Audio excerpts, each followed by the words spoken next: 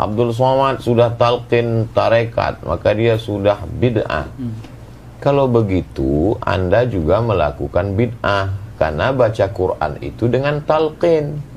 Laqana yulaqqinu, mulaqqin, si syekh, kita mulaqqan. Seperti apa ini Bu ya sebenarnya? Jadi pengikutnya anti sufi, tetapi kita lihat Imam Ibnu Taimiyah dan muridnya Ibnu Qayyim itu bahkan punya karya-karya tentang kesufian, tentang ihsan. Silakan Bu ya. Bismillah. Ini karena ngomong Ibnu Taimiyah saya harus ta'awuz dulu ya. Biar nggak ngomongnya campur dengan emosi. Baik. Syekh Ibnu Taimiyah tidak perlu meragukan terhadap keabsahan ilmu tasawuf, dan tersebarnya Islam di negara kita adalah karena jerih payah para ulama sufi.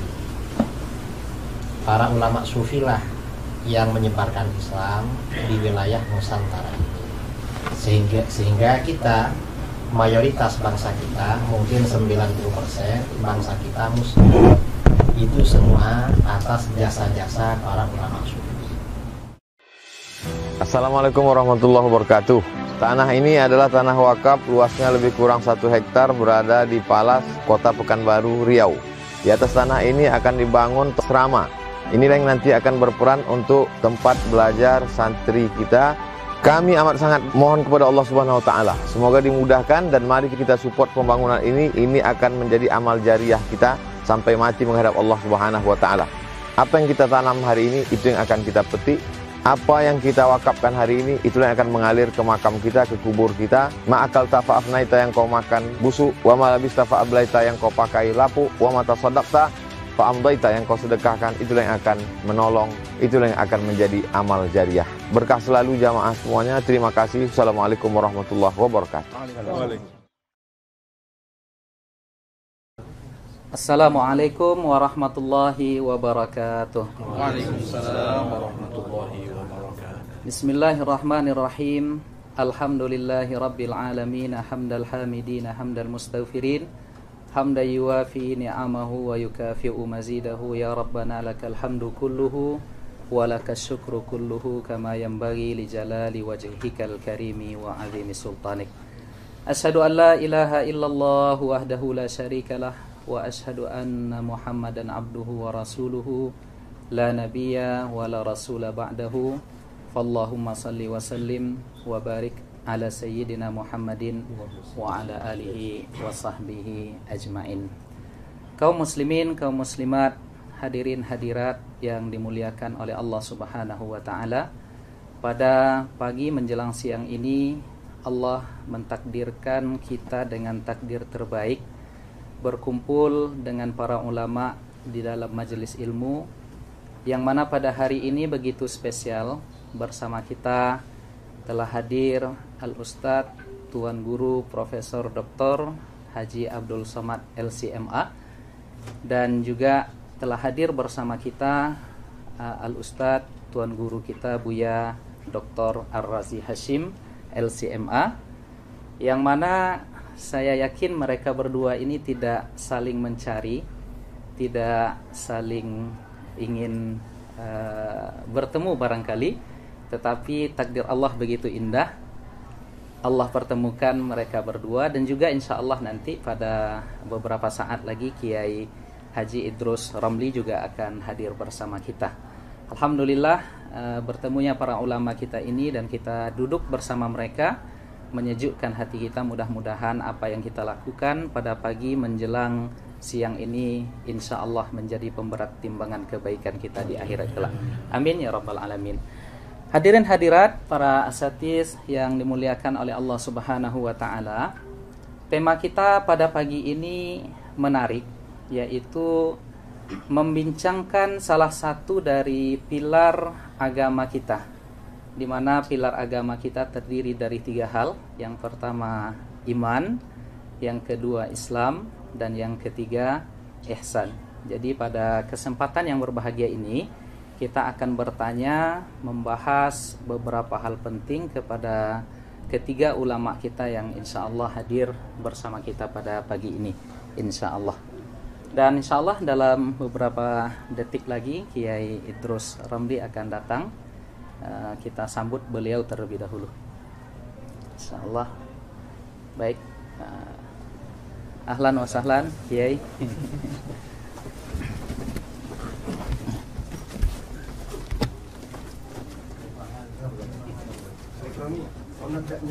Nabda min al-awwal.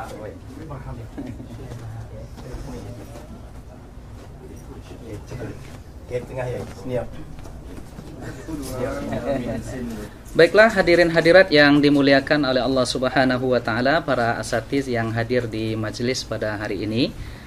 Untuk tidak memperpanjang mukaddimah, kita langsung akan berdiskusi santai dengan ketiga alim ulama kita yang hadir pada pagi ini bersama kita, di mana tema besar kita pada hari ini adalah meluruskan stigma negatif terhadap tasawuf.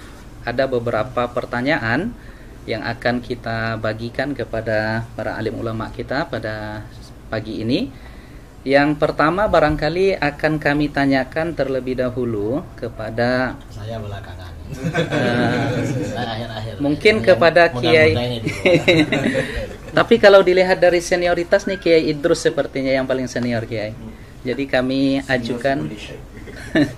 ajukan pertanyaan terlebih dahulu kepada Kiai Idrus. Ini tentang sebenarnya tasawuf itu apa? Apa bedanya tasawuf dengan akhlak, tazkiyatun nufus, ihsan, daqaik, raqaik, haqaik, dan lain sebagainya, Kiai.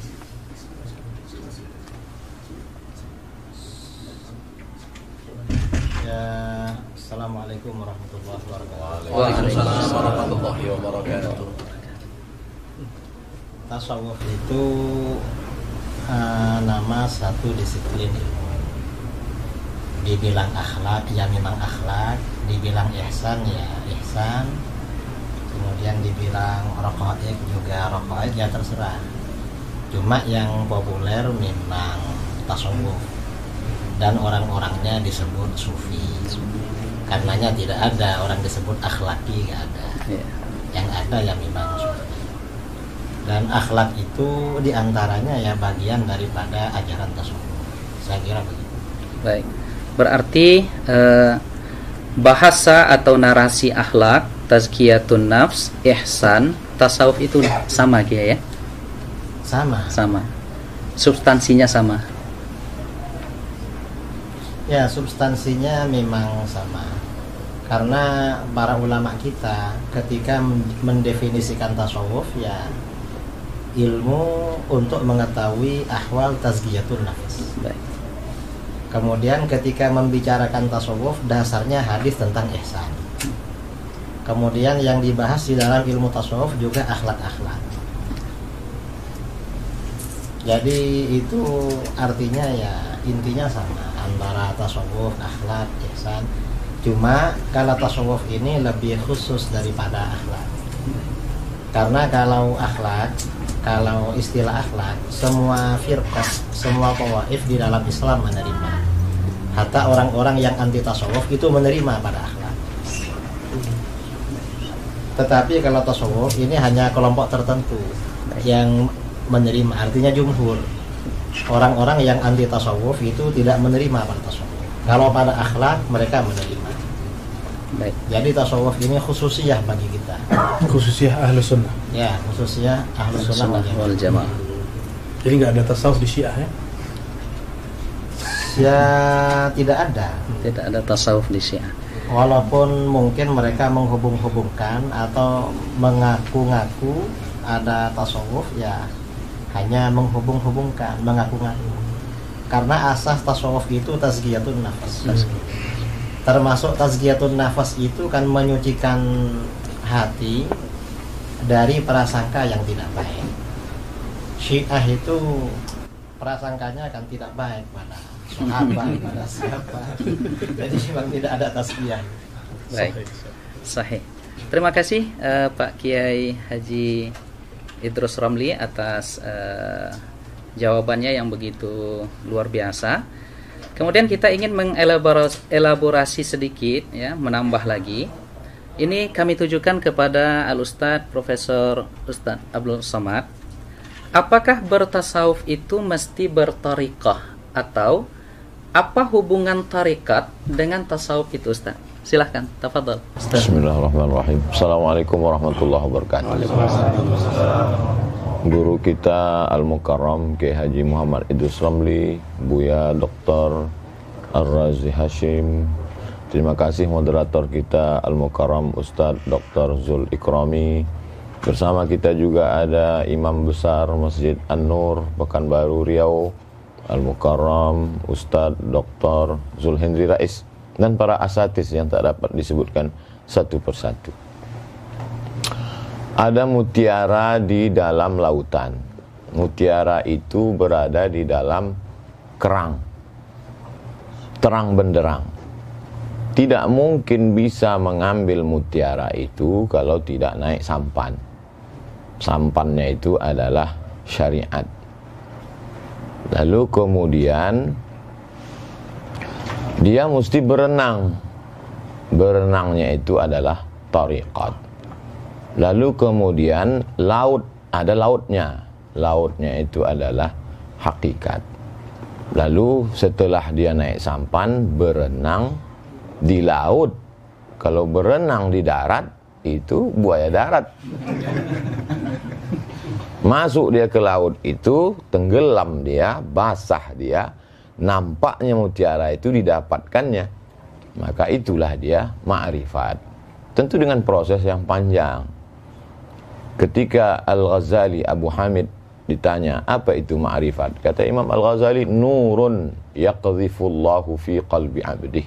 Cahaya yang ditembakkan Allah, dipancarkan ke dalam hati seorang hamba. Buah daripada riyadhahnya, buah daripada melawan hawa nafsunya yang zahir dan yang batin. Itulah dia.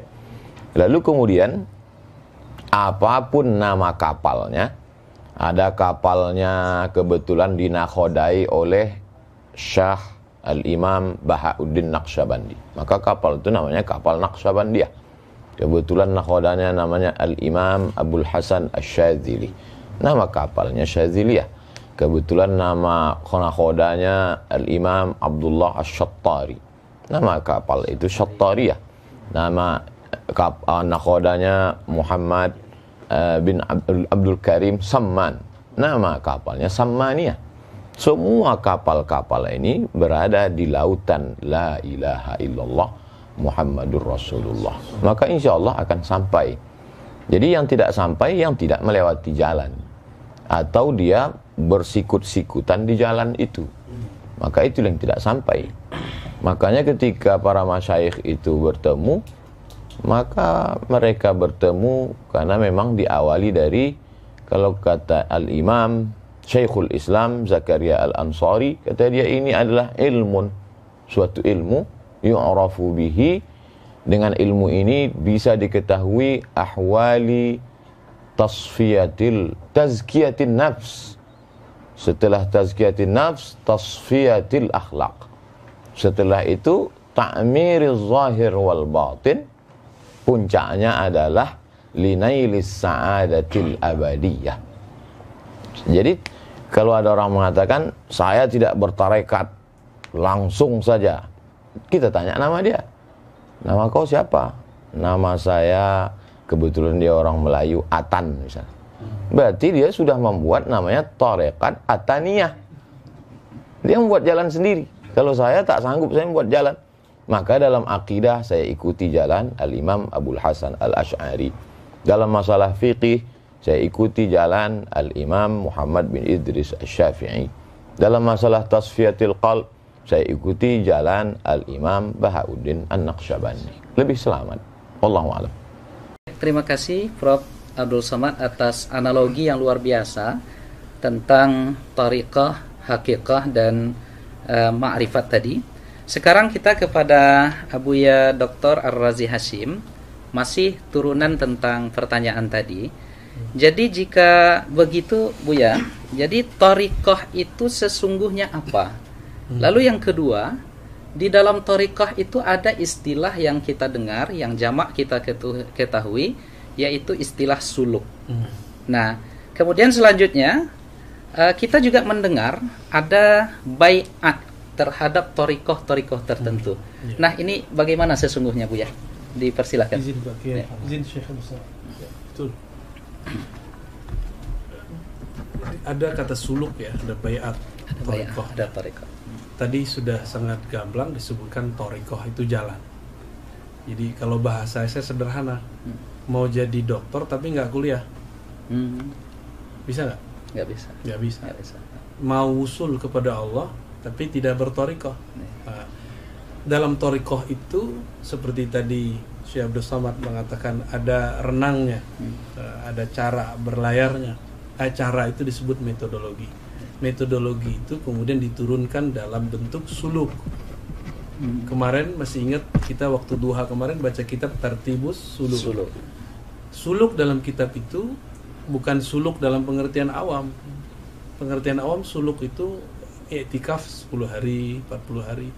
Enggak, semua thariqah punya metodologi tazkiyatun nafs atau tasfiyatul ahwal atau ma'rifatullah. Metodologinya itu kemudian diturunkan dalam sebutan suluk. Maka suluk artinya menempuh jalan. Man salaka tariqan. Jadi pasangannya pasti tariqan. Nah, di situ ada yaltamisu bihi ilman. Nah, ilmu ini macam-macam. Ada ilmu billah, ada ilmu bi ghairillah. Kita bagi dua aja. Nah, tariqah itu suluk ila tariqillah. Suluk jalan, menempuh jalan kepada Allah SWT. Supaya ada komitmen, misalnya kita kuliah masuk dosen tertentu, ada kontrak belajar nggak? Ya. Kontrak belajar itulah bai'at. Jadi kontrak belajar itu bai'at. Ya. Di saat kita kuliah di satu tempat atau sekolah nyantri, kita pesantren, bisa nggak masuk pesantren 2 pesantren sekaligus? Tidak.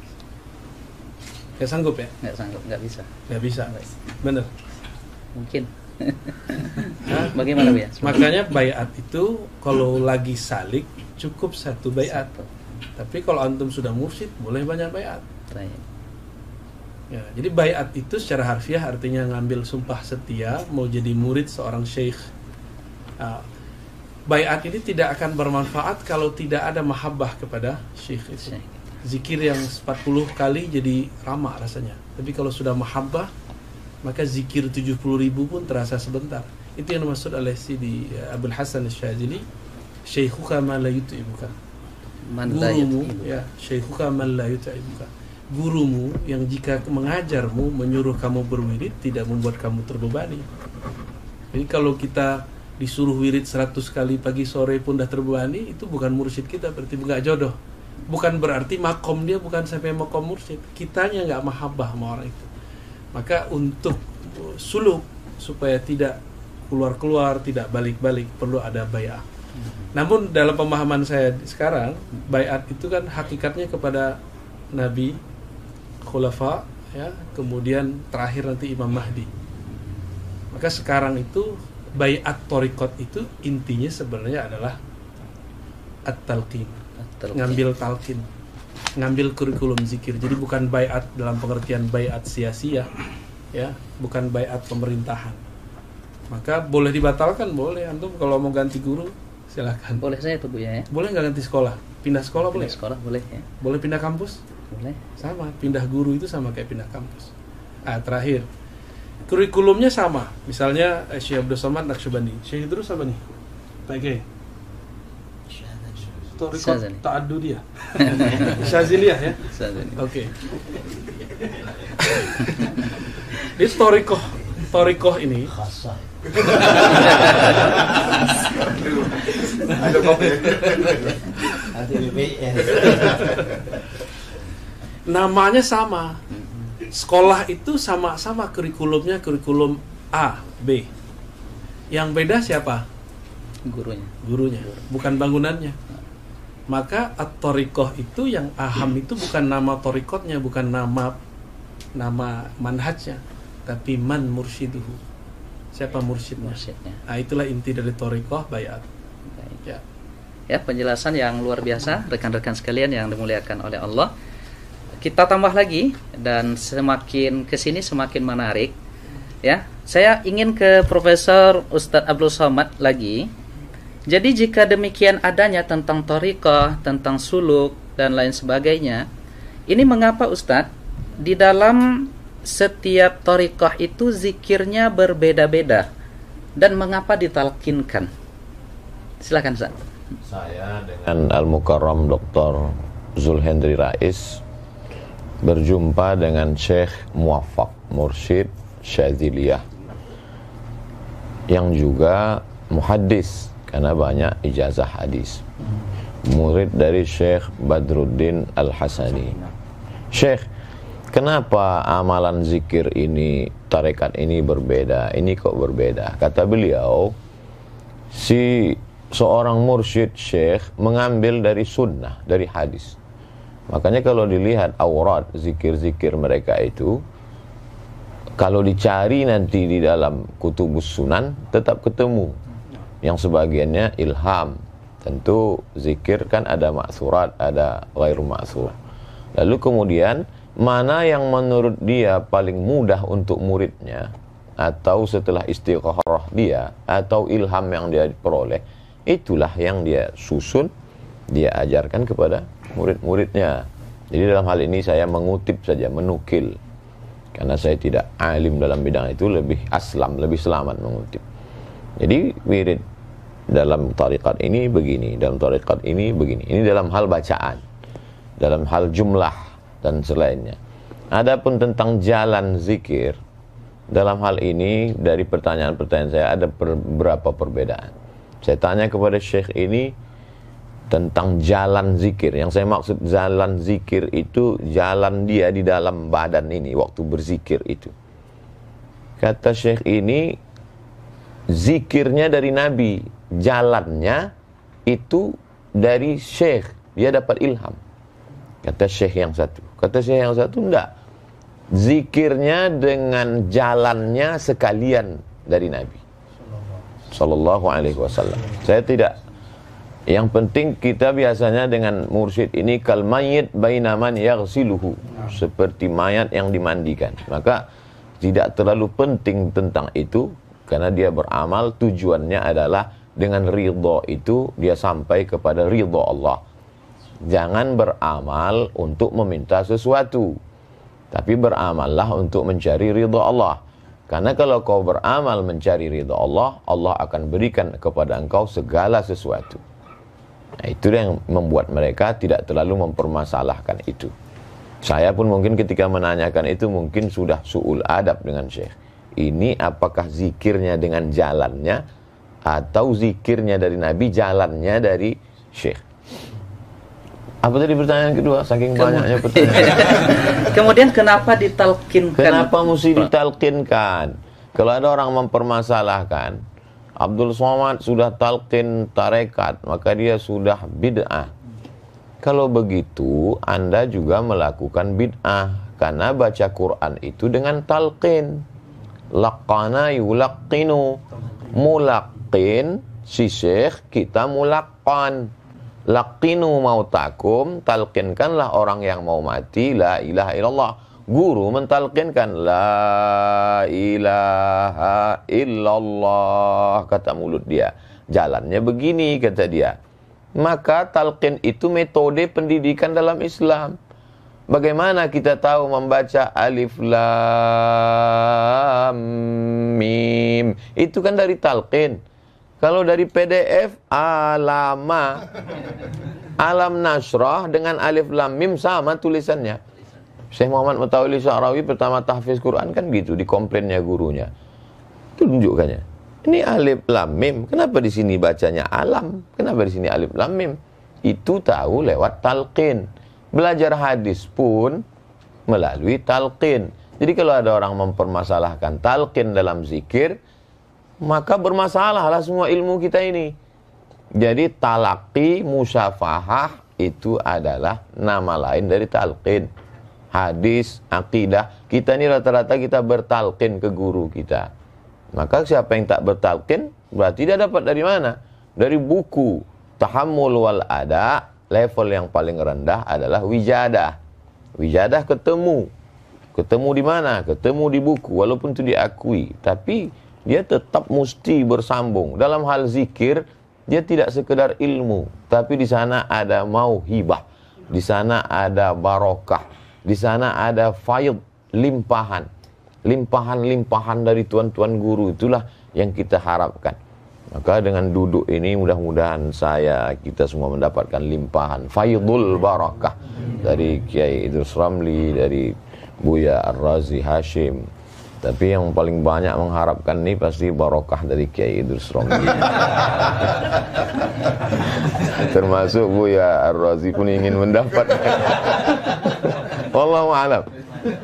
Terima kasih Prof. Abdul Somad ya yang sudah menjelaskan dengan begitu gamblang ya tentang sebegitu indahnya. Jadi apa yang disampaikan oleh Ustaz Abdul Somad dengan Buya Ar-Razi Hashim dengan Kiai Idrus Ramli tadi, sesungguhnya apa yang kita tanyakan dengan seluruh jawaban mereka tadi menampakkan keindahan pilar ketiga di dalam ajaran agama kita itu, yaitu tentang ihsan. Nah, kalau begitu Kiai, saya ingin ke Kiai Idrus Ramli lagi. Mengapa ada stigma miring terhadap tasawuf, atau banyak yang menyesatkan tasawuf ini Kiai, dan bahkan dengan tegas mereka katakan sufi itu zindik, kemudian sufi ini adalah orang-orang yang tidak terikat dengan Al-Quran dan Sunnah, dan mereka adalah ahlul bid'ah. Ini mengapa ada stigma dan kesan seperti itu Kiai? Silahkan Kiai. Ya, terima kasih ya. Stigma sebagian orang bahwa tasawuf itu sesat, zindik, itu kebanyakan karena mereka tidak tahu. Jadi kata Imam Ghazali dalam kitab Yahya, sering beliau sampaikan, an-nasu a'da'u ma jahilu. Manusia biasanya memusuhi apa yang mereka tidak tahu. Coba mereka tahu, tidak akan begitu. Seperti misalnya juga seperti sebagian orang-orang ya, orang-orang yang tidak suka tasawuf bilang bahwa ajaran-ajaran tasawuf itu bertentangan dengan Al-Quran dan Sunnah. Padahal orang sufi itu paling rajin baca Quran. Paling rajin baca. Syaratnya sufi harus rajin baca Quran, rajin zikir, rajin sholat. Itu kan dari Al-Quran Sunnah semua. Kemudian juga masalah bertentangan dengan Sunnah. Dan ilmu tasawuf seperti disampaikan oleh Imam Junaid Al-Baghdadi. Ahlus Sunnah ini imam mazhabnya dalam tasawuf Junaid bin Muhammad Al-Baghdadi. Imam Junaid Al-Baghdadi mengatakan ilmuna hadza muqayyadun bil kitab was sunnah. Ilmu kita ini diukur, dipagari, dibatasi, diatur dengan Al-Quran dan Sunnah. Bahkan ya kata beli artinya apa? Seorang ulama sufi, seorang mursyid itu harus ahli tafsir, harus ahli hadis. Kalau tidak ahli tafsir, tidak ahli hadis, maka gak bisa menjadi teladan dalam ilmu tasawuf. Itu kata Imam Al-Junaid Al-Baghdadi. Dan para ulama sufi ini dasar-dasarnya kembali pada Al-Quran, pada Alkitab dan Sunnah, lebih dari itu. Karenanya kalau kita membaca biografi para ulama sufi atau biografi para ulama ahli hadis lah, ada kitab biografi ahli hadis seperti kitab Tazkiratul Huffaz karangan Imam Az-Zahabi. Biasanya kalau pakar-pakar hadis, dokter hadis seperti Tuan Guru Ustaz Abdus Somad, Tuan Guru UZR ya, ini tahu kalau kitab-kitab itu. Tahu ini dokternya hadis Pak? Bukan. Hadas.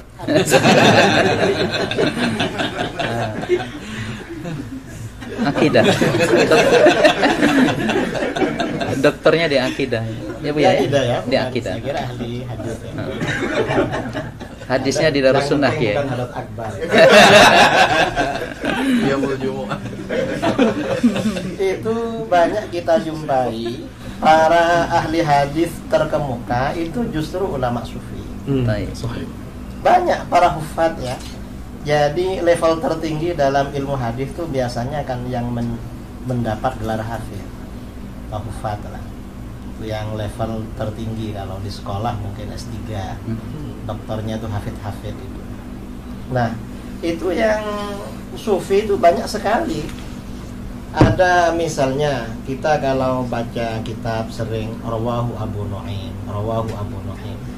Abu Nu'aim ini orangnya sufi dan beliau menulis biografi para ulama sufi dengan metode ahli hadis yang berjudul kitab Hilyatul Auliya. Kitab Hilyah ini bisa dikatakan kitab tasawuf, bisa dikatakan kitab hadis. Bagi muhaddis cocok karena memang standarnya mulai dari sanad-sanad, kemudian dari manhaj yang disampaikan itu ahli hadis. Dikatakan kitab tasawuf cocok juga karena dari awal memang pembelaan terhadap ajaran tasawuf. Jadi kitab Hilyatul Auliya. Atau misalnya siapa lagi ya yang ahli hadis seperti Ibnul A'rabi, itu juga ahli hadis tapi sufi ahli hadis. Dan masih banyak yang muhaddis yang sufi, yang perawi kitab Sahih Muslim. Sahih Muslim ini sanadnya sampai kepada kita itu melalui ruwat yang sufi. Gak ada yang selain sufi. Kalau ilmu tasawuf dibatalkan, habis semua riwayatan kita terhadap kutubus sittah ini habis semua putus. Karena ulama sufi memang yang mengemban itu. Kemudian lagi ya, ada yang mengatakan bahwa di kalangan tasawuf itu ada kelompok zindik. Yang zindik itu mungkin itu yang disebut dengan dakhil, oknum. Jadi dia sebenarnya bukan betul-betul sufi, tetapi tasawuf dijadikan kedok untuk menyebarkan kezindikannya. Nah, untuk oknum-oknum seperti ini bukan hanya di kalangan sufi, di kalangan ahli hadis ada juga. Makanya di kitab-kitab mustalah hadis ya, ada hadis-hadis palsu ahdatsat uzzanadiqah yang dibikin-bikin oleh orang-orang zindik. Dan ini gak bisa kelompok zindik yang membuat hadis-hadis palsu lalu kita jadikan stempel untuk merusak semua ahli hadis misalnya. Loh, ahli hadisnya ternyata zindik, padahal ya cuma oknum. Oknum itu ya di mana-mana. Di mana-mana ada. Di kalangan ahli kalam yang zindik ya juga ada. Kalangan ahli hadis ya ada. Hatta di kalangan fuqaha yang punya pendapat syad itu juga ada. Di mana-mana ada memang. Dan kita ya menilai sesuatu itu standarnya secara umum, secara ghalib, bukan pakai standar yang syad, yang oknum-oknum itu. Saya kira itu ya. Kalau masalah thariqah, sebenarnya kita semua ini berthariqah.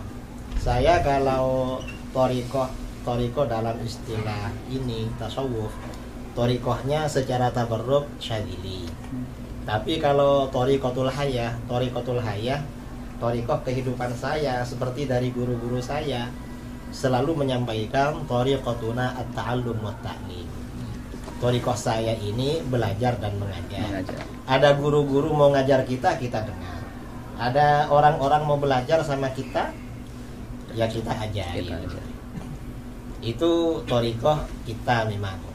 Baik, terima kasih Kiai Idrus Ramli atas penjelasan yang begitu luar biasa. Saya akan ke Buya Ar-Razi Hashim. Jadi turunan dari ajaran thariqah itu Buya. Dan kita sering diserang di sini.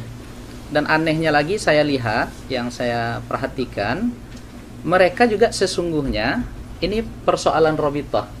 Jadi ada yang menyerang kita dalam persoalan robitah, tetapi sesungguhnya mereka berrobitah. Allahumma innaka ta'lamu anna hadhil quluba qad istama'at. Dan itu mereka sebut juga sebagai, kawan-kawan kita sebagai doa robitah.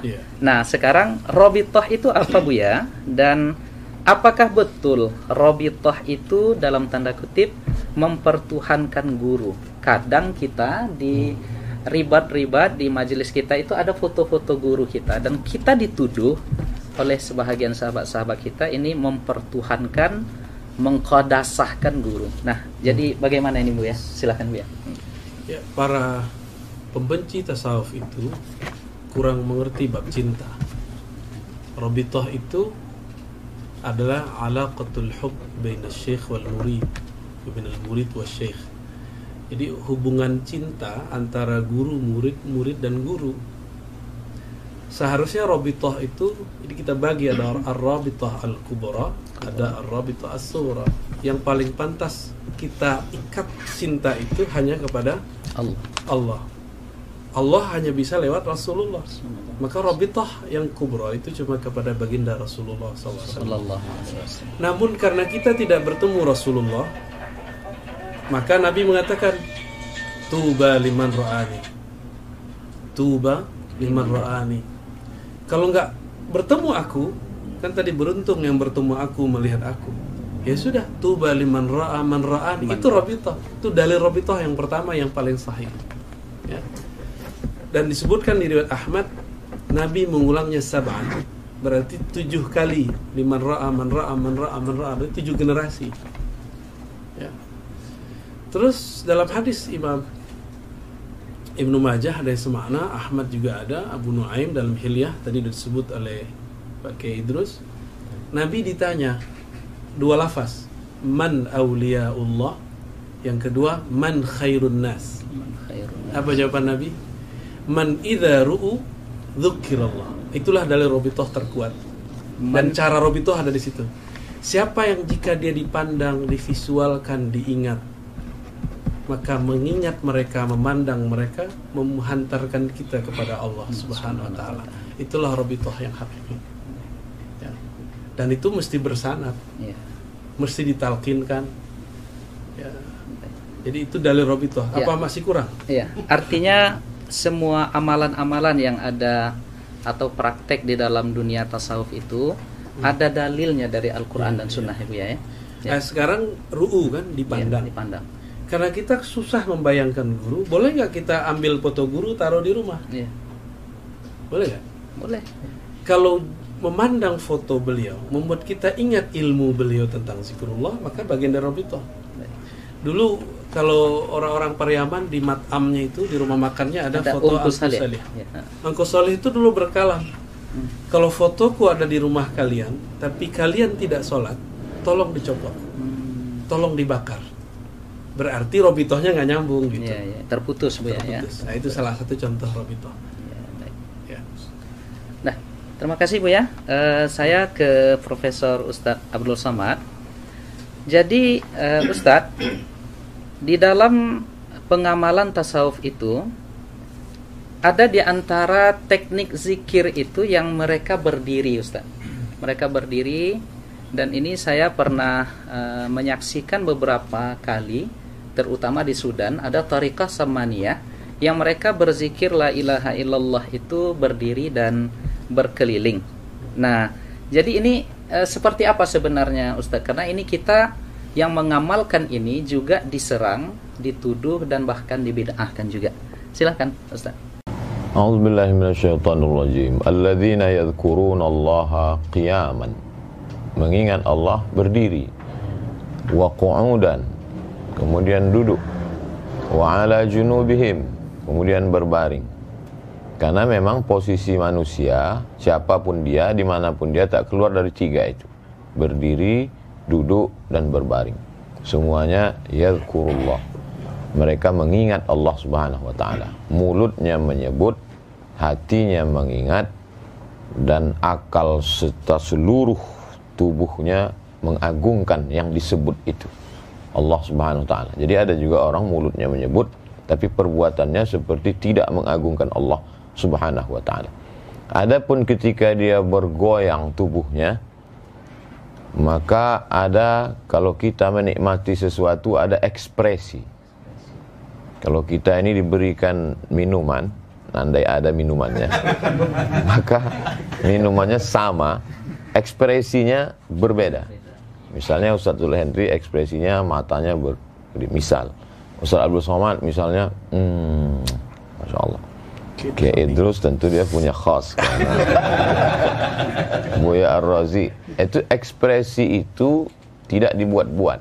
Kalau dibuat-buat namanya tasannu, dibuat-buat. Jadi Al-Imam Al-Qushairi dalam Ar-Risalah Al-Qushairiyah dalam pembahasan tentang as-sama, ketika mereka mendengarkan lantunan syair zikir, lalu kemudian terjadi ekspresi di tengah orang yang mendengar dan mengikuti itu atau hadrah. Kalau ekspresinya itu murni karena zauq dia, karena Allah, maka berarti itu memang pemberian Allah, hibah. Tapi kalau dia ternyata sengaja tasannu, membuat-buat supaya dikagumi orang, supaya disangka sudah wusul, padahal dia belum apa-apa, maka dia sudah kadzib, dusta, bohong. Jadi kalau kita kenal orangnya, kenal saya Ustadz Zulhendri misalnya, saya tahu pendidikannya, saya tahu keilmuannya, saya tahu amalnya, terjadi sesuatu pada dirinya, saya tidak akan tuhmah, saya tidak akan menuduh beliau sudah melakukan tasannu, membuat-buat. Tapi kalau ada yang jahil, kita sudah tahu, itu kekeliruan adalah ketika menghukum generalisir, diambil sampelnya si jahil tadi. Itu secara ilmiah tidak benar. Kita mau meneliti Masjid Ar-Rahman.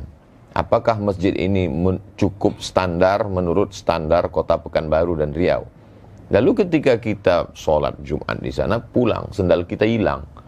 Lalu yang kita ungkap di seminar adalah sendal hilang itu. Itu kita tidak adil. La yajrimannakum syana'anu qaumin ala alla ta'dilu. Jangan karena kebencian kepada pengurusnya, mungkin jadwal khutbah pernah dicoret, lalu membuat kita tidak bersikap adil dan mengambil sampel yang salah itu. Bukankah Goldziher menolak hadis? Dia katakan itu hanya produk abad kedua, hanya karena dia melihat beberapa kekeliruan kecil yang diluruskan oleh Syekh Muhammad Mustafa A'zami. Berarti salah. Jadi kalau ada orang menilai tasawuf salah dari kasuistik tadi, maka sesungguhnya metodologi yang dia pakai sama dengan metodologi Goldziher. Jadi keliru. Jadi dalam hal tentang dia menggoyangkan kepala atau menetes air matanya adalah ekspresi terhadap zauk, cita rasa. Untuk merasakan kopi saja kadang perlu puluhan tahun. Untuk merasakan nikmatnya makanan, pakaian perlu. Bagaimana dengan rasa? Tentu itu melalui proses riyadhah yang panjang.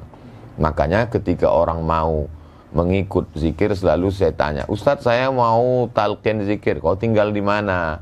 Saya di Rokan Hulu. Oh, pergilah ke Pondok Darussalam.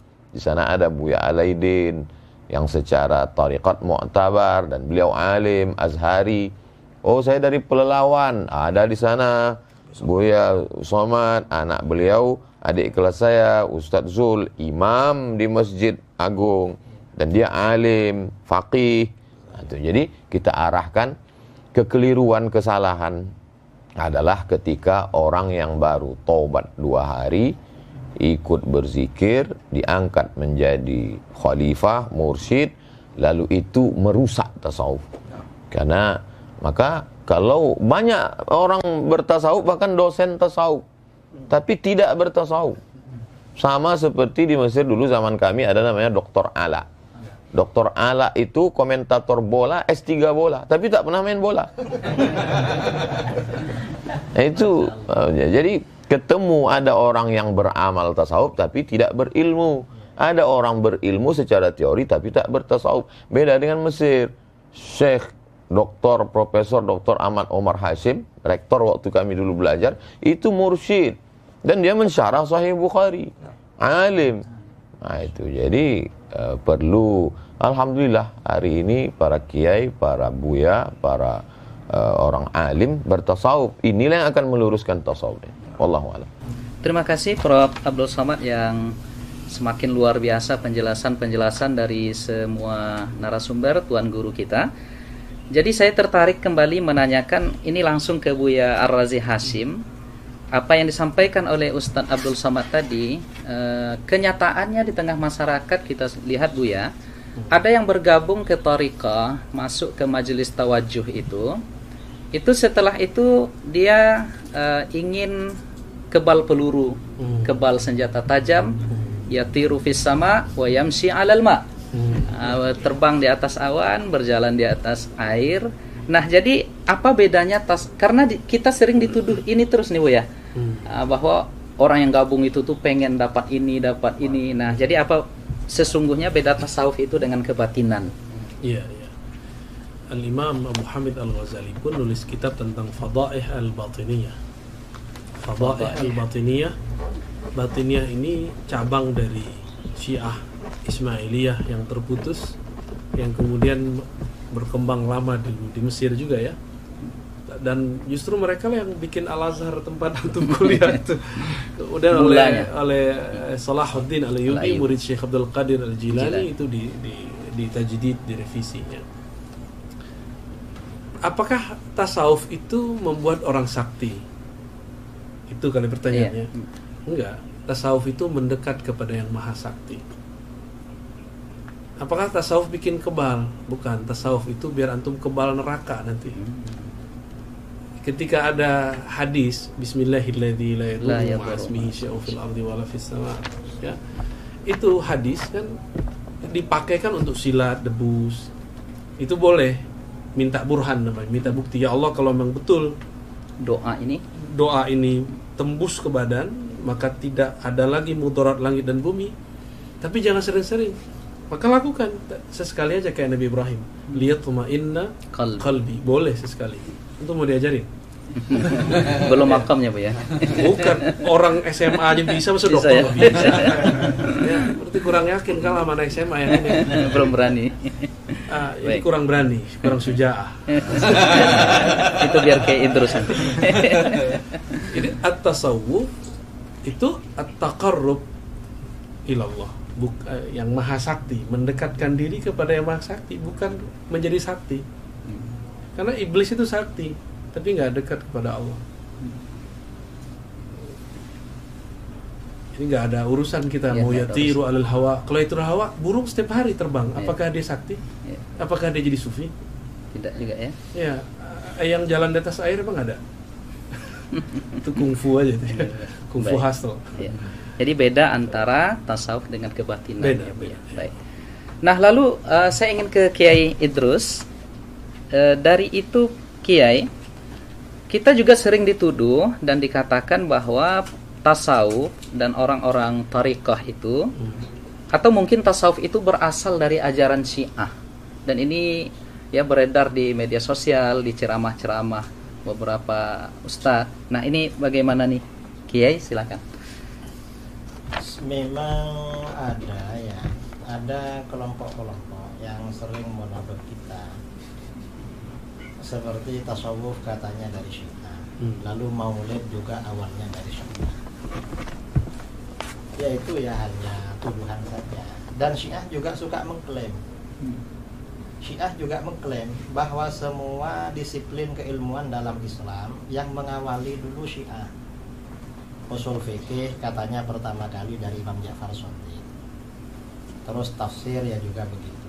Semuanya dari Syiah. Nggak ada sama sekali selain Syiah.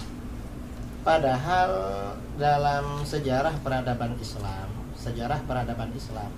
Syiah itu selalu tertinggal dari mazhab-mazhab yang ada di dalam Sunni, misalnya mazhabul arba'ah.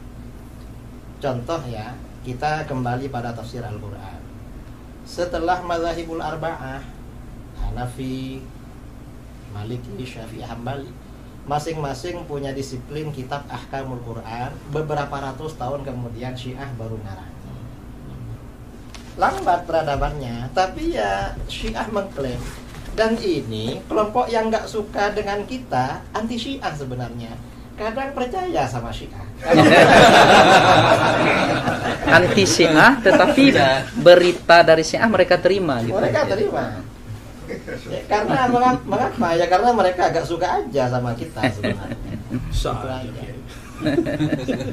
Jadi dibilang dari Syiah. Ada lagi yang lebih parah dari itu. Tasawuf itu katanya dari Yahudi. Ada yang bilang tasawuf itu katanya dari Hindu, dari mana. Itu lebih parah lagi, tuduhan-tuduhan seperti itu. Padahal ya enggak. coba kita baca di Muqaddimah Hilyatul Auliya.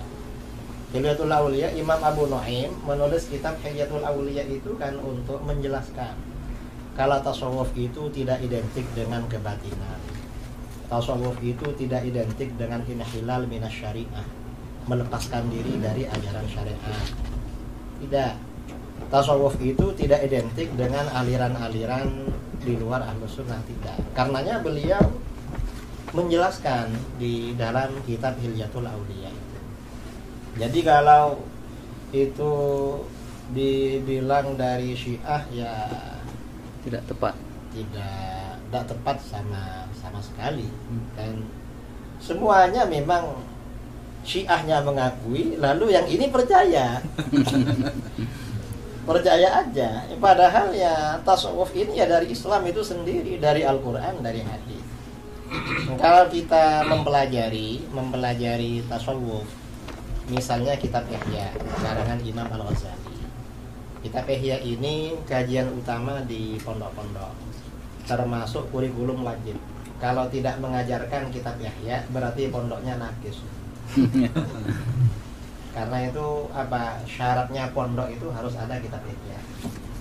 Coba baca di kitab Ihya. Hampir semua abwab di kitab Ihya itu dalilnya qala Allah Ta'ala. Lalu setelah itu wa amal ahadits. Setelah itu amal athar. Enggak ada pernyataan misalnya qala Syiah. Enggak ada begitu. Atau qala al-batiniyah. Qala al-hunud, orang Hindu. Enggak ada begitu. Semuanya Al-Qur'an hadis. Kalau kita pelajari itu di kitab Ihya itu sangat lengkap. Tidak perlu membuka syarah. Di Ihya lengkap sekali. Semua persoalan dalilnya Al-Qur'an, Sunnah, hadis, asar ulama salaf. Ada semua. Saya dari tadi disuruh jawab tuduhan-tuduhan terus.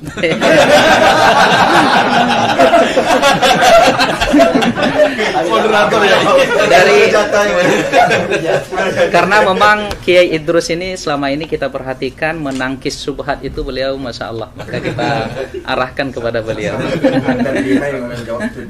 Baik.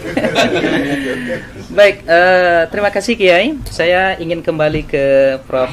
Ustadz Abdul Somad. Sebagaimana yang diuraikan di awal oleh Kiai Idrus Ramli tadi, tariqatuna hazihi muqayyadatun bil kitabi was sunnah. Jadi tidak ada di dalam pengamalan tasawuf, di dalam kehidupan orang-orang sufi itu yang inhilal minas syariah, yang melenceng dari aturan syariah.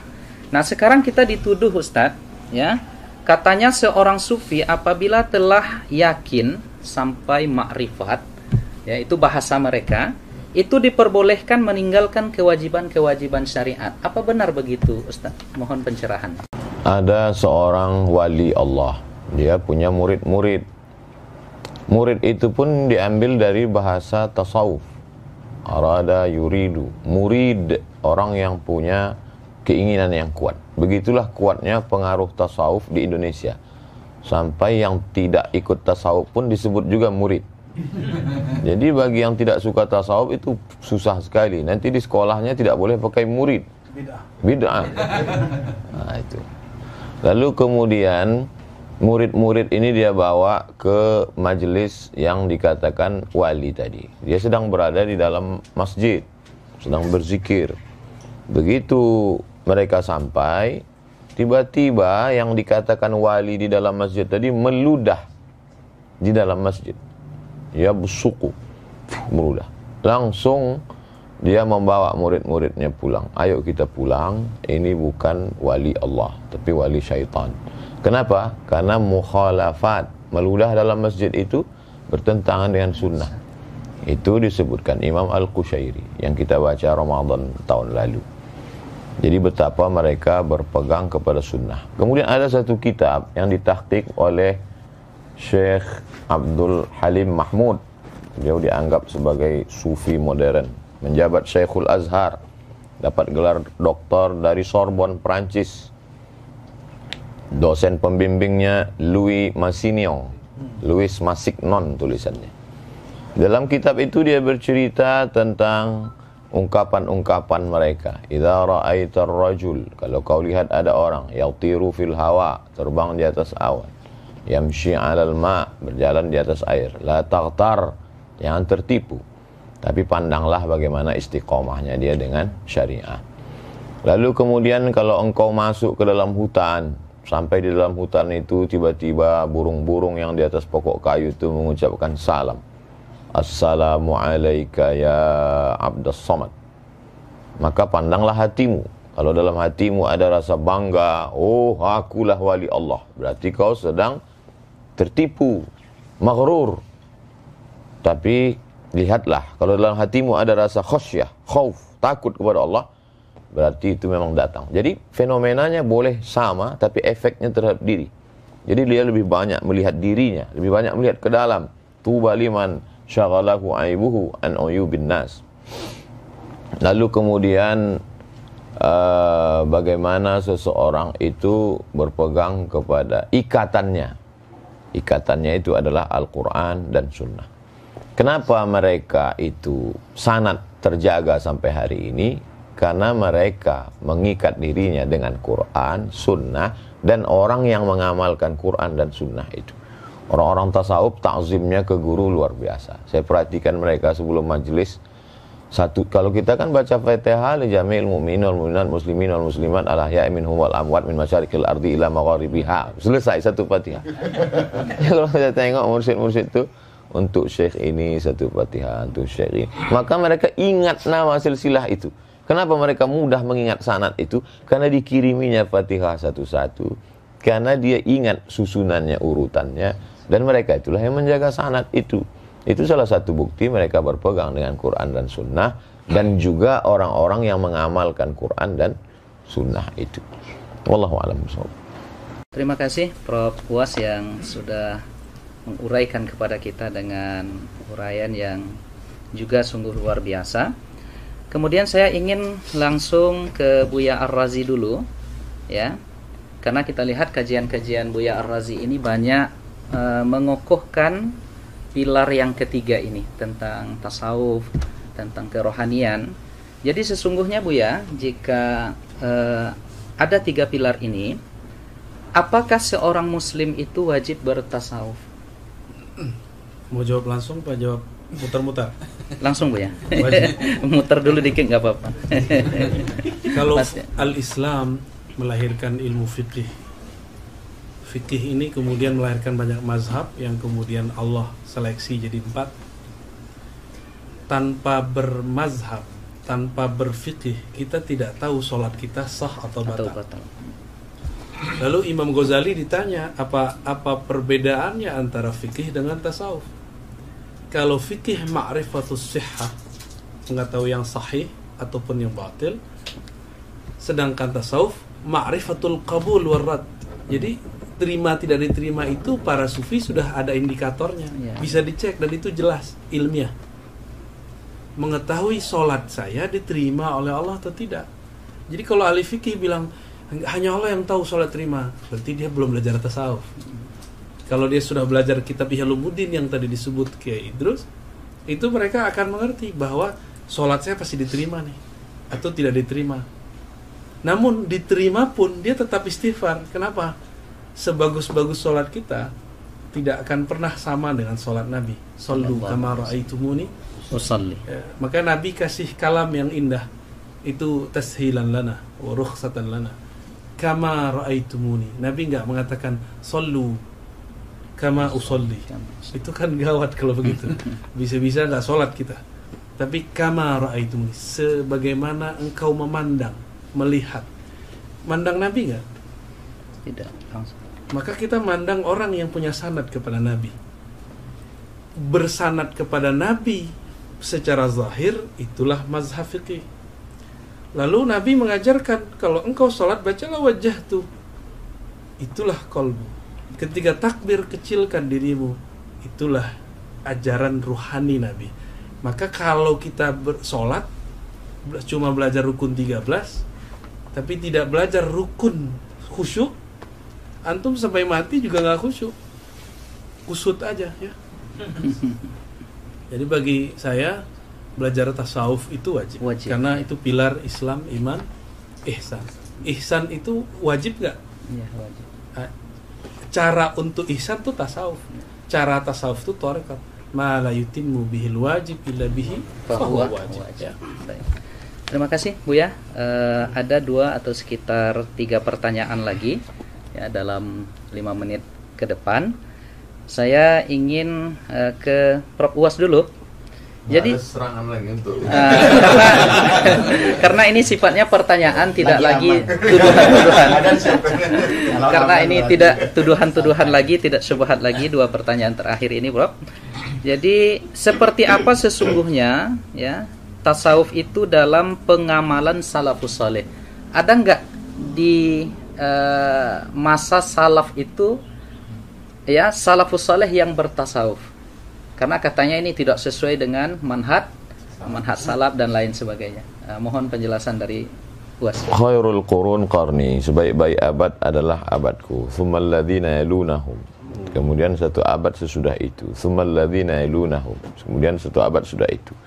3 abad inilah yang disebut dengan salaf. Jadi kalau ada orang mengaku guru kami dari kalangan salaf, ada di masjid, kata dia. Jadi kita pun terkejut-kejut. Kok bisa guru kau tuh hidup sampai sekarang? Jadi tentang Imam Ahmad bin Hanbal. Imam Ahmad bin Hanbal itu salaf karena meninggalnya tahun 241.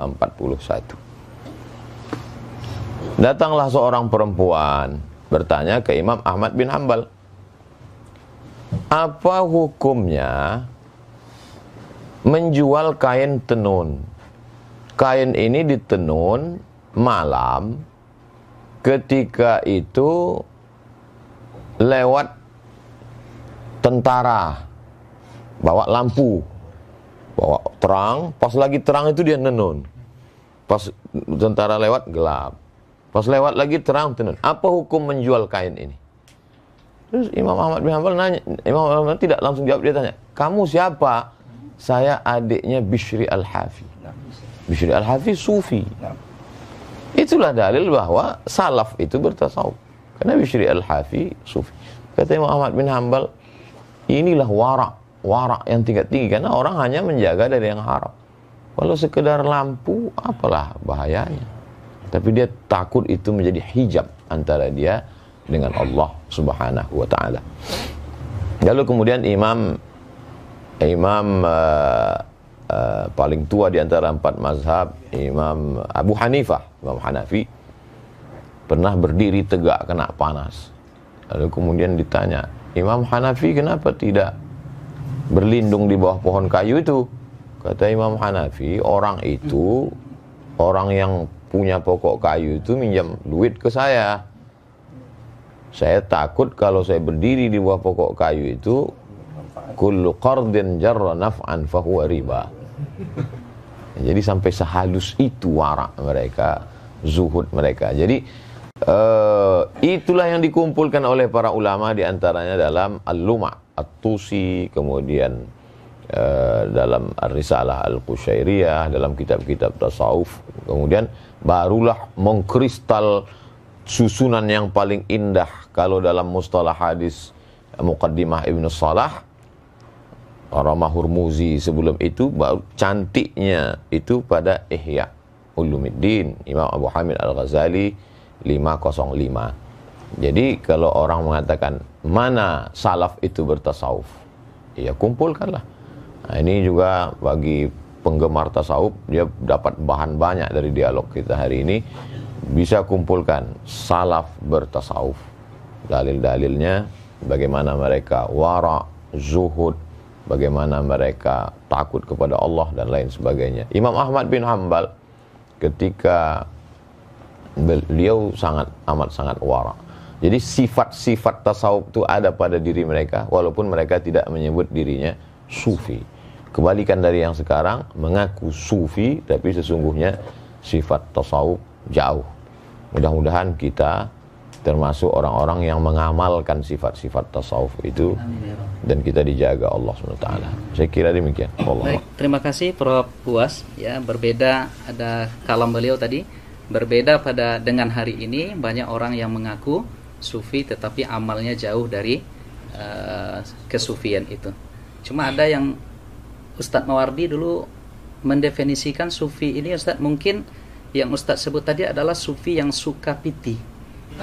Ada lagi Ustadz Mawardi dulu juga suka film katanya. Nah, jadi yang orang-orang yang Ustadz sebut tadi mungkin sufi yang ke arah situ barangkali. Dakhil. Baik. Terakhir kami arahkan pertanyaannya sebelum nanti closing statement dari Kiai Idrus. Ya, ini ke Buya Ar-Razi Hashim. Saya tertarik menanyakan ini, Buya, bahwa kawan-kawan kita, asatis-asatis yang mungkin berbeda cara pandangnya dengan kita, itu menilai tasawuf dengan penilaian yang negatif. Padahal hasil sependek pembacaan kami, itu imam mereka, yaitu Imam Syekh Ibnu Taimiyah, itu bahkan di dalam Al-Bidayah dikatakan, saya melihat di sini, at-tabarruk bisyurbi ma'i ghuslih. Jadi bahkan Imam Ibnu Katsir mencatat ketika beliau meninggal, itu air pemandiannya itu diminum oleh murid-muridnya. Nah, bahkan hudurun nisa war rijal, dan bahkan Imam Ibnu Taimiyah ini dikuburkan di Damaskus itu di makbarah sufi ya. Nah, ini seperti apa ini, Buya, sebenarnya? Jadi pengikutnya anti sufi, tetapi kita lihat Imam Ibnu Taimiyah dan muridnya Ibnul Qayyim itu bahkan punya karya-karya tentang kesufian, tentang ihsan. Silakan, Buya. Bismillah. Ini karena ngomong Ibnu Taimiyah saya harus ta'awuz dulu ya. Biar nggak ngomongnya campur dengan emosi. Baik. Syekh Ibnu Taimiyah awalnya adalah asyadun nas ya, i'tidaan ala as-sufi wa sufiyah. Adalah orang yang paling keras menyerang tasawuf, tapi niat dia baik. Dia punya definisi tasawuf itu sendiri. Bagi dia sufi itu seperti yang dikatakan Imam Junaid tadi, muqayyadun bil kitab wa sunnah. Tapi itu persepsi dia. Maka dia seranglah Al-Bakri, dia seranglah Ibn Arabi. Hatta Ghazali nggak selamat dari dia. Hatta Al-Kushairi itu pun dihantam. Yang paling lucu yang dari kalangan Hanabilah yang menulis kitab Manazilus Sairin, Al-Imam Al-Harawi, yang gelarnya juga Syekhul Islam, itu juga dikritisi oleh dia. Jadi Ibnu Taimiyah ini memang jiwa-jiwanya kalau sama orang Asy'ariyah sekarang ya ini jiwa rudutnya tinggi ya. Sehingga kalamnya betul-betul sangat fasih. Kata Az-Zahabi, jika dia yarud ala syai' ka'anna kulla kitabin baina ainaihi. Seakan semua kitab yang dia serang itu sudah hafal semua. Cerdas, secara ibarah ya. Jadi dia cerdas secara memorize, bukan cerdas secara analyze. Ya. Ibn Taimiyah tahun 709 itu pernah berdialog dengan Al-Imam Arif Billah bin Athaillah Sekandari. Kita pernah bahas itu kemarin ya. Di situ terjadi dialog. Sebenarnya Ibn Athaillah sedang yunsih ya, memberikan nasihat yang tulus kepadanya. Tapi dipahami oleh Zahabi, Ibnu Katsir sebagai syadidan ala Syekhul Islam. Orang yang keras kepada Syekhul Islam. Emang begitu. Jadi dari dulu antum kalau mau menjawab tuduhan salafi dianggap kita memfitnah. Kalau kita mengkritisi mereka itu dianggap apa? Nyebarin syubhat ya. Menjual syubhat yang menyambar-nyambar. Syekh Ibn Taimiyah ini diabadikan sanad thariqatnya oleh Syekh Muhammad Hafiz At-Tijani dalam beberapa makalah sanad ya. Oh, jadi beliau ini punya sanad thariqat. Dan itu ke Sidi Abdul Qadir Jilani. Jarak beliau dengan Al-Imam bukan Tijani, Abdul Qadir Jilani. Abdul Jilani itu cuma 2 orang. Beliau berguru kepada, seingat saya namanya Abu Muhammad, kemudian dari Ibn Qudamah langsung daripada Syekh Abdul Qadir Jilani. Jadi Ibn Qudamah itu datang dengan Ibnul Jauzi ke Baghdad 40 hari sebelum wafat Syekh Abdul Qadir Jilani. Hari ke-40 dia wafat, suluk mereka selesai. 40 hari mereka 40 suluk. Maka Imam Ibnul Jauzi mengerti isi Ihya. Ibnu Qudamah pun kemudian menulis tentang abab Tazkiyatun Nufus dalam beberapa risalahnya ya. Ibn Taimiyah nyambung kepada Syekh Abdul Qadir Jilani. Maka dalam Majmu' Fatawa ada 2 jilid, beliau menyebut Syekh Abdul Qadir dengan Sidi Syekh. Sidi Syekh. Terjemahannya apa? Tuan guru. Dan itu istilah tasawuf ya, Ya, Sidi Tuan Syekh. Syekh. Ya, Tuan Syekh Abdul Qadir Jilani dan Abuya. Buya. Sidi. Ada tambahan belakangnya. Qaddasallahu Qaddasallahu sirrah.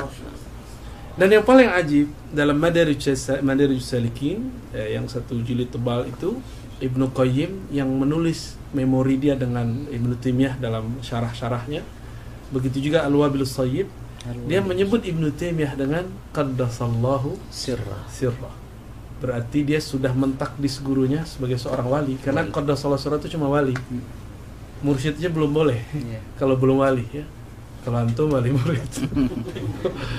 Jadi Ibnu Taimiyah fi awakhir umri kana yamil ila tasawuf bal yadfa anhu. Jadi beliau di akhir hayatnya memang sudah cenderung bertasawuf karena sudah tidak boleh lagi nulis, tidak boleh lagi berfatwa, dan beliau yakhtimul Quran fi shalah. Jadi khatam Qurannya dalam salat.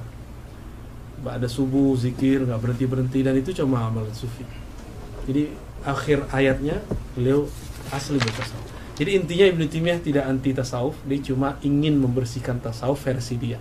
Lalu mengapa murid-muridnya sampai hari ini pengikut metodologi beliau itu anti dan sangat keras itu Bu ya? Kira-kira apa itu latar belakangnya kira-kira? Li'annahum ma indahum isnad ya. Karena mereka enggak punya sanad. Kalau orang enggak punya sanad fikrah, sanad ijazah, sanad tarbiyah. Mereka enggak punya sanad tarbiyah. Sanad ijazahnya nggak punya kan? Sanad tarbiyah ini paling mahal. Mereka nggak punya sanad tarbiyah, sehingga tidak ada yang ngerekam thariqatnya Ibnu Taimiyah. Ketika dikabarkan oleh para masyayikh, Ibnu Qayyim nulis Madarijus Salikin, itu Muhammad Hisan itu mentahzir kitab Ar-Ruh. Jangan dibaca kitabnya. Al-Adawi meragukan karya Madarijus Salikin. Usah baca kitabnya. Jadi mereka sendiri kurang ajar sama imamnya. Apalagi sama kita. Apalagi sama orang-orang di samping saya. Jadi ini terakhir ya. Kita itu walaupun mau menjawab mereka, tapi niatnya memperkuat diri kita. Kita la nashtaghil bimasailihim biikhtilafihim. Kita enggak usah repot dengan mereka. Kita perkuat saja aswaja yang kita punya. Masalah mereka mau jidal ya sudah, biarin aja.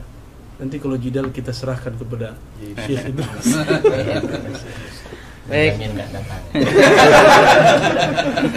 Baik, terima kasih Buya Razi Hashim ya, dengan segala informasi berharga yang beliau sampaikan kepada kita tentang sisi lain dari Al-Imam atau Syekh Ibnu Taimiyah. Kita masih menyebutnya imam, kita masih menyebutnya Syekh. Sebagaimana disampaikan oleh Buya tadi, murid-murid beliau sudah menganggap beliau pula menjadi seorang wali dengan ungkapan Qaddasallahu sirrah. Artinya ujung-ujungnya kita yang ingin mencintai tasawuf ini adalah kebeningan kalbu. Maka kita tidak punya rasa benci kepada siapapun. Artinya ketika ada yang menuduh kita, tentu kita berhak untuk memberikan hak jawab. Itu aja barangkali ya Buya ya.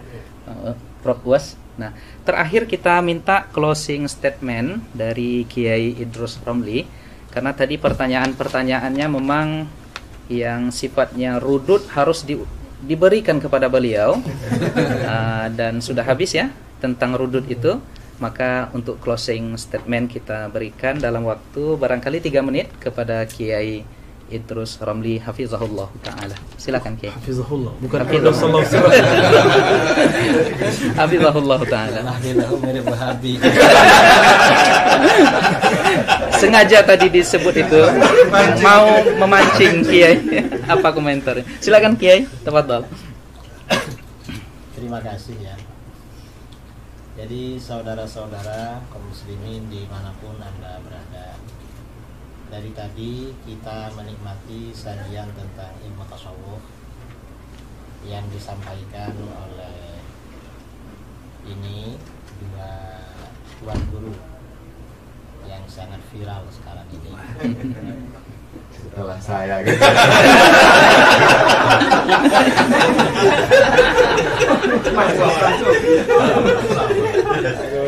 Ada ujungnya. Tuan Guru UAS, kemudian juga di samping saya Buya Dr. Ar-Razi Hashim, dan beliau semuanya doktor. Saya gurunya dokter. Saya ini kawannya. Dokter pilih ijazah. Maafkan saja. Bahwa ajaran tasawuf itu adalah ajaran Islam yang murni dan sumbernya dari Al-Quran, hadis, serta pengamalan generasi salaf sejak para sahabat dan generasi berikutnya. Itu ajaran tasawuf. Dan tasawuf ini merupakan satu di antara 3 pilar dalam Islam yang tidak dapat terpisahkan. Kalau di dalam hadis yang terkenal dengan hadis Jibril, ada iman, ada Islam, ada ihsan. Iman ini kemudian di dalam agama kita ini diterangkan oleh para ulama dalam ilmu akidah, ilmu tauhid. Kemudian Islam, kemudian menjelma menjadi ilmu fikih. Dan ihsan menjelma menjadi ilmu tasawuf atau ilmu akhlak. Kalau tasawuf ini tidak ada, berarti terdapat kekurangan dalam diri seorang muslim, karena salah satu pilarnya tidak lengkap. Ini masalah tasawuf. Dan tasawuf ini bukan teori, tetapi lebih pada pengamalan. Karenanya para ulama ketika mendefinisikan tasawuf, definisinya beda-beda. Karena yang mereka definisikan itu sesuai dengan ahwal atau apa yang dicapai, yang dirasakan oleh masing-masing. Karena memang tasawuf itu lebih pada pengamalan daripada teori. Karena itu kaum muslimin ya dimanapun berada, ya tidak perlu meragukan terhadap keabsahan ilmu tasawuf. Dan tersebarnya Islam di negara kita adalah karena jerih payah para ulama sufi. Para ulama sufi lah yang menyebarkan Islam di wilayah Nusantara ini. Sehingga kita, mayoritas bangsa kita, mungkin 90% bangsa kita muslim, itu semua atas jasa-jasa para ulama sufi. Kita bersyukur kepada Allah Subhanahu wa Ta'ala, cinta kepada para ulama sufi. Kalau Al-Fakir sendiri, Al-Fakir ya bukan sufi. Bukan sufi dalam arti yang diterangkan dalam ilmu tasawuf. Kalau seperti kita ini ya mungkin muhibbin. Kita ini menjadi penggemar ya, menjadi penggemar pecinta kaum sufi, itu sudah bagus sekali. Kalau kita ini menjadi sufi betulan seperti para ulama sufi yang dulu-dulu, ya mungkin ya bukan makomnya. Kita ini hanya makom pencinta sufi. Saya kira seperti itu. Dan saudara-saudara gak perlu ragu-ragu dengan kebenaran tasawuf. Kalau ada orang-orang yang tidak suka dengan tasawuf, menuduh-nuduh atau bilang sesat, bilang apa, itu gak perlu didengar. Karena mereka yang jelas mereka tidak masuk dalam dunia tasawuf dan bukan orang-orang sufi. Saya kira itu dari saya, mungkin mewakili dari 3 narasumber, saya dan 2 kawan ini ya, termasuk mewakili diri sendiri. Terus dilawan. Saya kira itu dari saya. Kurang lebihnya mohon maaf. Assalamualaikum warahmatullahi wabarakatuh. Waalaikumsalam warahmatullahi wabarakatuh. Masya Allah, rekan-rekan sekalian, para asatiz, para hadirin hadirat yang dimuliakan oleh Allah, keterangan-keterangan, penjelasan dan uraian yang disampaikan oleh ketiga pendekar aswaja ini luar biasa. Saya tidak akan menyimpulkan apapun yang mereka sampaikan. Tetapi sebagai penutup dari moderator, saya teringat dan diingatkan oleh beberapa kawan tadi. Dulu ada 3 orang Asy'ariyah sezaman. Yang pertama namanya adalah Al-Imam Ibnul Baqillani. Itu gelarnya digelari pada masa itu dengan Bahrun Mawrik. Ya, beliau ini ibarat lautan yang menenggelamkan. Kemudian ada Al-Imam Abu Bakar Ibnu Furak, Ibnul Fawrak, ya. Ini gelar beliau adalah Sallun Mitrak, ya, pedang pemukul besi.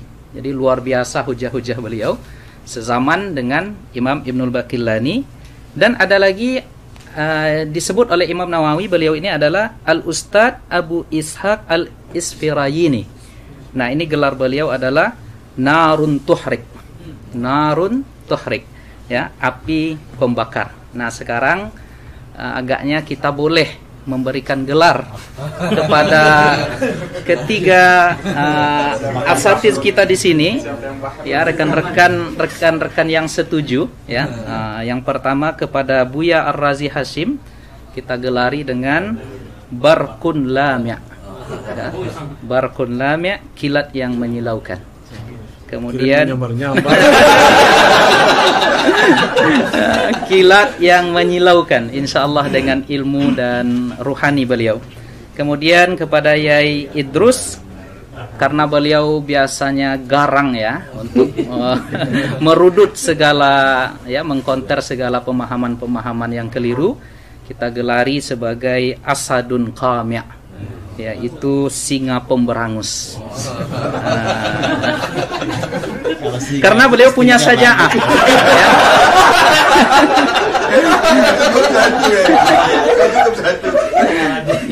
Karena beliau punya syaja'ah, ya, terus punya syaja'ah yang mungkin belum diamalkan oleh Prof Uwas dan Buya. Maka cocok kita sebut sebagai Asadun Qami'. Kemudian terakhir kepada Uwas kita berikan gelar Saifun Qati', pedang tajam. Luar biasa, ya, anekdot para alim ulama kita ini yang, ya, sesungguhnya bercanda tetapi ada hikmah-hikmah yang luar biasa dari jawaban-jawaban mereka. Kita bermohon kepada Allah Subhanahu wa taala, semoga Allah kumpulkan kita dengan Sayyiduna Muhammad sallallahu alaihi wasallam di surganya dan diberikan nikmatnya pandangan kepada Allah Subhanahu wa taala kelak di surga, kita mendapatkan ridha darinya. Dan tentunya kita yang berkumpul di sini dan siapapun yang melihat video ini mudah-mudahan diberikan kasih sayang oleh Allah Subhanahu wa taala, dan kita ungkapkan, ya, kepada mereka dan kepada yang hadir semuanya bahwa kita mencintai mereka karena Allah Subhanahu wa taala. Demikian acara kita, diskusi kita pada pagi ini yang mengumpulkan 3 pendekar aswaja, yang mudah-mudahan ini memberikan pemahaman yang baik kepada seluruh yang mendengarkan. Dan banyak maaf dari kami yang membawa acara ini. Kita tutup dengan doa kafaratul majlis. Subhanallahumma wa bihamdika asyhadu an la ilaha illa anta astaghfiruka wa atubu ilaik. Wa barakallahu fikum. Semoga Allah jaga kita semuanya. Wassalamualaikum warahmatullahi taala wabarakatuh.